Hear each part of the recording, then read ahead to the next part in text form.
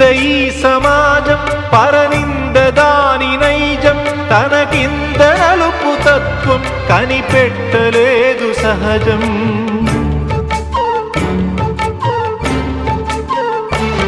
తన కళ్ళ ముందు ఘోరం కాదనదు పిరికి లోకం అన్యాయమన్న నీపై మోపింది పాపభారం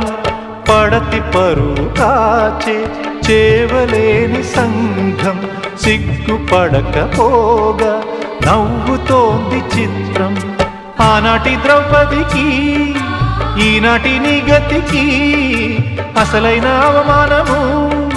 చూస్తున్నా కళ్ళది అంతేగాని నీలో లేదే దోషం